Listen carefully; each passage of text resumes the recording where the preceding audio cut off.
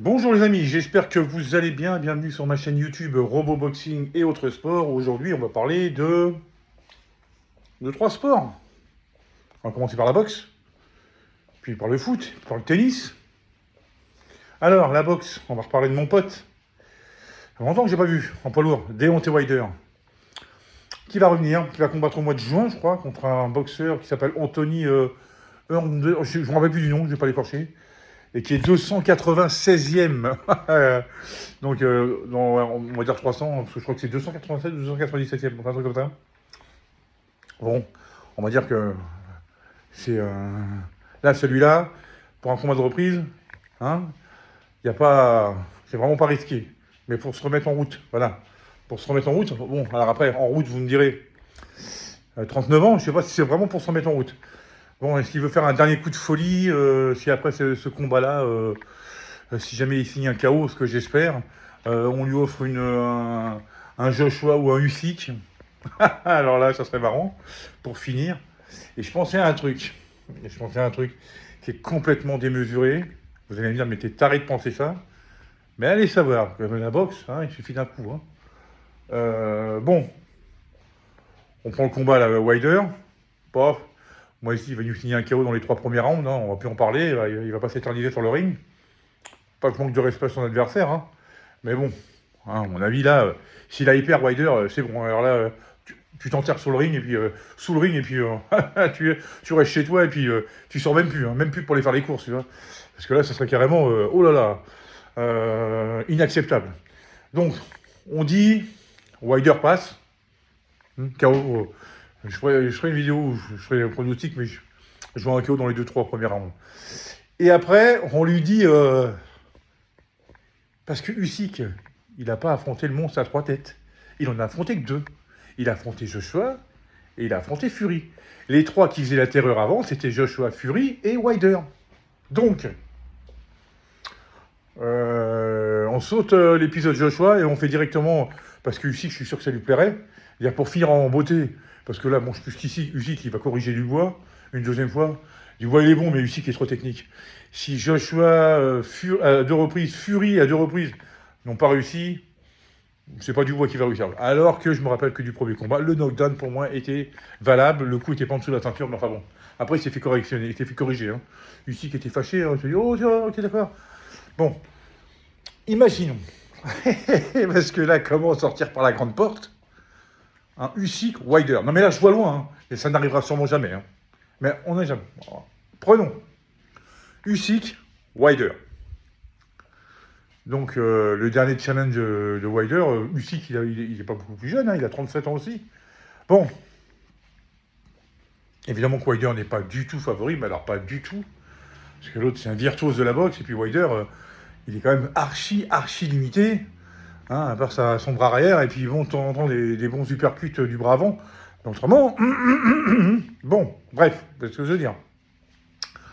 Et comme a dit Wilder, son adversaire a besoin de 12 rounds pour... de rester concentré pendant 12 rounds face à lui, il a besoin que d'un coup, donc une seconde. Hein. Imaginez-vous, malgré qu'Usyk prenne très bien les coups, hein. Il a encaissé comment on appelle ça, des bombes de Joshua, des bombes de Fury. Je me rappelle du premier combat, quand il les prend en plein dans les uppercuts, quand il les prend en plein au corps, et qu'il se dit, il faut que je bouge, autrement je vais mourir. Ben, je vous dis qu'il prend les coups. Mais imaginez, il prend des combats, et puis... et à ce coup, sur une droite éclair, dont lui seul a le secret, Usyk est mis KO. Imaginez. Le monde de la boxe sera choqué, retourné, dévasté, enfin éparpillé, choqué, enfin voilà, parce que... Et puis alors, ces candidats directs qui étaient Fury et Joshua, Fury qui l'a battu 2 fois, et un match nul, enfin bon, sur les ensembles, il a battu 3 fois, enfin bon bref, vont se dire, ce mec-là, sur un coup, a réussi ce que nous, on a raté en 24 rounds. Imaginez. Et là, Wilder qui part, alors là, il faut qu'il arrête.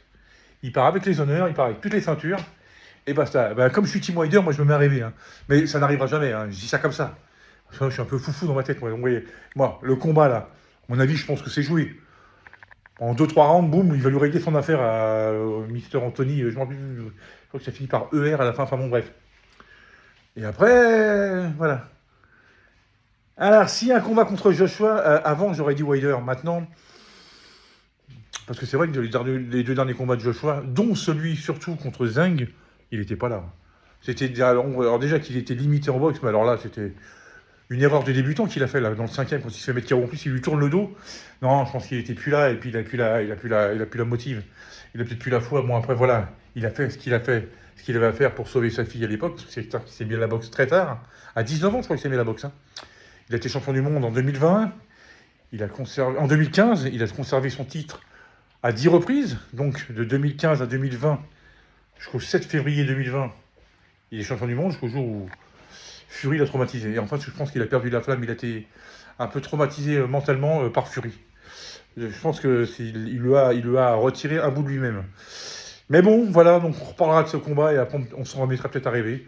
Là, je suis parti dans des délires incroyables. Ça n'arrivera sûrement jamais, mais imaginez le truc, le bordel que ça ferait. Alors moi, je serais le premier à me marrer, tenez. Ah ouais, parce qu'on lui a fait cracher sur la gueule. Hein. Voilà, donc voilà, maintenant les amis. Bon, alors le Paris Saint-Germain hier, 6-1 à Saint-Etienne. Bon, Marseille est encore perdu, donc ce qui fait qu'il y a 22 points d'écart. Marseille est passé 3e, Nice est passé 2e, donc ils sont à 21 points. Ouais, je pense qu'on peut dire qu'on est champion, même si dans les calculs, il reste encore 1 ou 2 journées. Enfin bon, bref. Voilà, c'est la balade des gens heureux. Et je vous dis, Désiré Doué, attention, il a mis un doublé hier. Et ce mec-là, il y a du Neymar, il y a tout ce que vous voulez dans les pattes. Hein.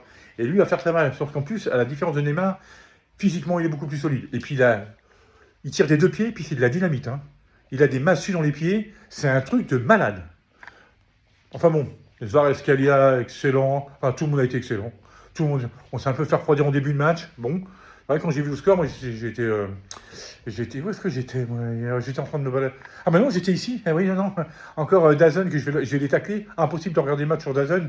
Ah non, alors que je paye et tout ça, alors ça c'est un truc de fou. Enfin bon, bref, c'est pas grave. Ça ne concerne pas la vidéo.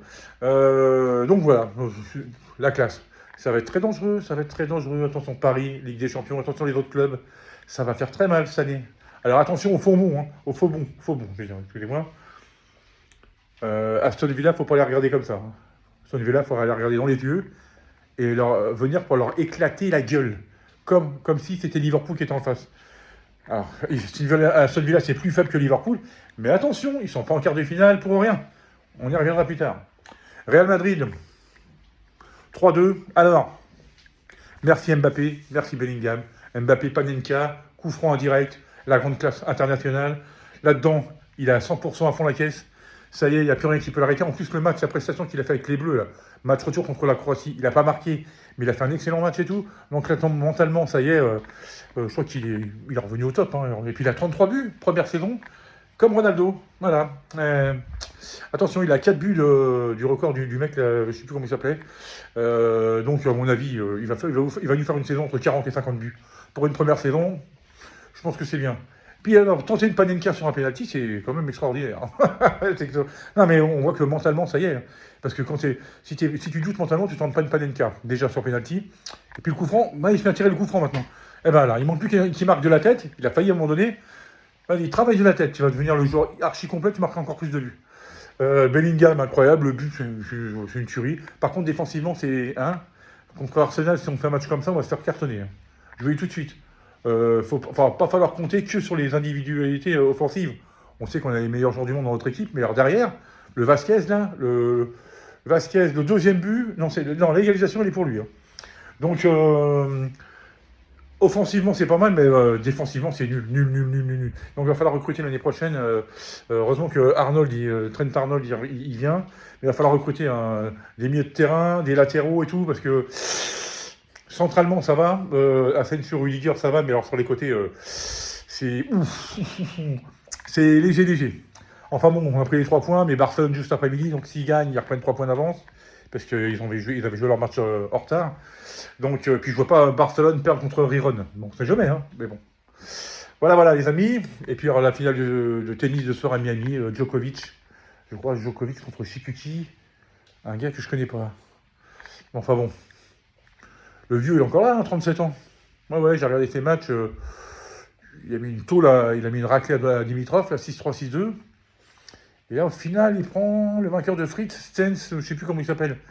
Bon, bah, à surveiller de près aussi, mais je pense que c'est une bonne préparation pour les tournois à venir, dont la deuxième levée du Grand Chelem qui sera Roland Garros. Je pense qu'il va viser Wimbledon, plutôt c'est là où il a plus de chances de gagner un 25e tournoi du Grand Chelem. Parce que Roland Garros, les matchs, ça peut durer 6 heures. Bon, il est capable de les tenir, parce que physiquement, ça va. Donc voilà les amis, c'est une petite vidéo où j'englobais à peu près l'actualité récente. Et ben, ce qu'on va se dire, on va se dire à plus tard. Je vais vous souhaiter un super dimanche à toutes et à tous. À bientôt pour une nouvelle vidéo. Et surtout, prenez soin de vous. Allez, ciao, ciao, ciao, ciao, ciao, ciao, ciao.